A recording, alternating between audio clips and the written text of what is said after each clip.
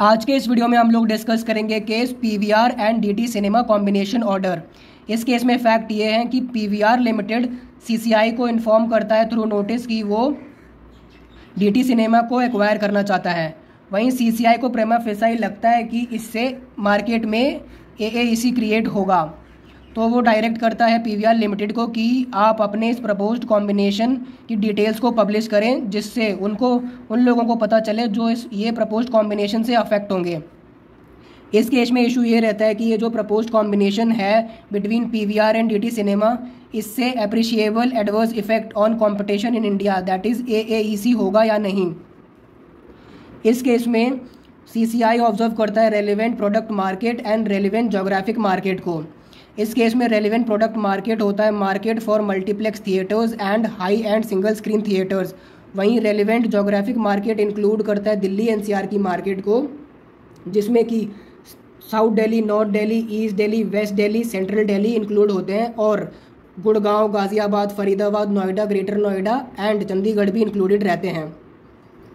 तो competition commission of India 1 by 1 observe करता है रेलिवेंट जोग्राफिक मार्केट को इन पर्टिकुलर एरियाज़ में, और ये नोटिफाई करता है कि इस प्रपोज्ड कॉम्बिनेशन से चंडीगढ़ के मार्केट पे कोई एप्रिशिएबल एडवर्स इफेक्ट नहीं देखने को मिलेगा। वहीं north Delhi, west Delhi, central Delhi और Noida, Gurgaon and even south Delhi की मार्केट पर एएईसी देखने को मिलेगा, क्योंकि इस प्रपोज्ड कॉम्बिनेशन से पीवीआर लिमिटेड का मार्केट शेयर इन एरियाज़ पे काफ़ी हद तक बढ़ जाएगा। तो finally competition commission of India held करता है कि इस प्रपोज्ड कॉम्बिनेशन से एएईसी क्रिएट होगा, बट तभी पीवीआर लिमिटेड बिहेवियरल कमिटमेंट करने को तैयार हो जाता है एंड वो कहते हैं कि वो टिकट्स पर कोई भी प्राइस नहीं बढ़ाएंगे। वहीं जो फूड एंड बेवरेजेस होंगे उस पर भी कोई भी प्राइजेस नहीं बढ़ाएंगे एंड फूड एंड बेवरेजेस की क्वालिटी को मेंटेन रखेंगे, और वो ये भी कमिटमेंट करते हैं कि वो 5 साल तक कोई भी एक्सपेंशन नहीं करेंगे।